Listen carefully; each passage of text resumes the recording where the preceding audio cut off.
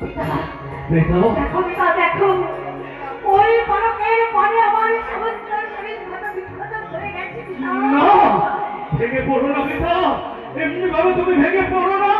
তুমি যদি এমনি ভাবে ভেঙে পড়ো তাহলে তাহলে আমাদের কি পরিস্থিতি হবে তুমি ভেবে দেখেছো পিতা? আমি পারবো না পিতা, আমি পারবো না। বলো না পিতা, কথা তুমি বলো না।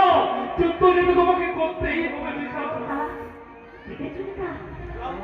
আমার ভাই, আমি লঙ্কায় বহুদিনের সঙ্গে যুদ্ধ করেছি, কিন্তু আমার পলকের মতো ভিড় আমি আর দ্বিতীয় দিকে কিনতে না।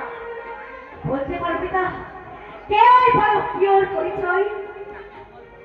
আমার ভাই ওই বালকের গলায় এক মুহূর্ত ওর গায়ে আঘাত করে।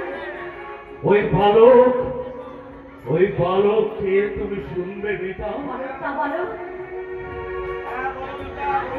ওই বালক বলো পিতা।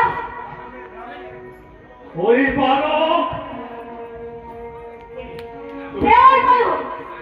বলো পিতা, বলো, আমি আর ধৈর্য ধরতে পারছি না। ওই বালক রাবণের ঘাতক পুত্র। পিতা,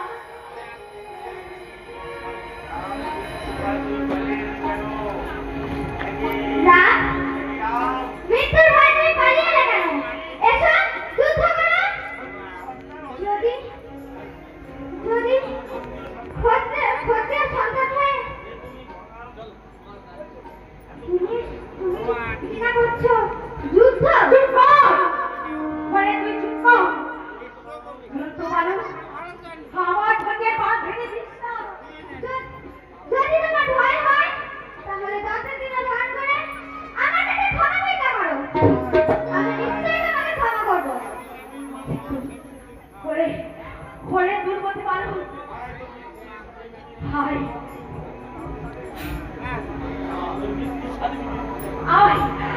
মারবে তোর স্বাদ আমি মিটিয়ে দিচ্ছি,